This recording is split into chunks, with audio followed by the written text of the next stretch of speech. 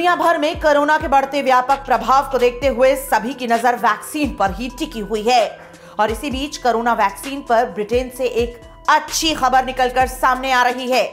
हालांकि पिछले कई महीनों से वैक्सीन से जुड़ी कई खबरें आ रही थी, लेकिन कोई पक्की उम्मीद बनते नहीं दिख रही थी। लेकिन ब्रिटेन से आने वाली खबर से यह साफ हो गया है कि अब वहां अगले हफ्ते से कोरोना की वैक्सीन लगनी शुरू हो जाएगी, क्योंकि ब्रिटेन फाइजर बायोएनटेक के कोविड-19 वैक्सीन को मंजूरी देने वाला पहला देश बन गया है। ब्रिटेन की दवा और स्वास्थ्य उत्पाद नियामक एजेंसी ने बताया है कि वैक्सीन इस्तेमाल से लाए जाने के लिए पूरी तरह से सुरक्षित है। इसके मानकों के साथ कोई समझौता नहीं किया गया है और साथ ही आंकड़ों के व्यापक विश्लेषण के बाद ही इसे मंजूरी दी गई है। फाइजर एक अमेरिकी दवा कंपनी है जिसने जर्मनी कंपनी बायोएनटेक के साथ मिलकर इस वैक्सीन को विकसित किया है।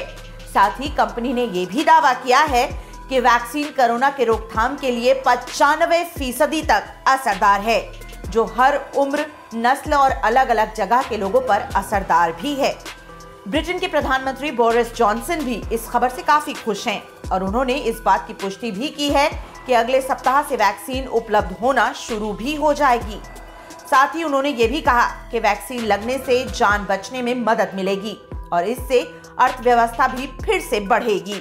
हालांकि ये खबर ब्रिटेन से है जो बेहद ही सुखदायक है, लेकिन भारत में अभी वैक्सीन से जुड़ी तस्वीरें साफ नहीं हो रही हैं।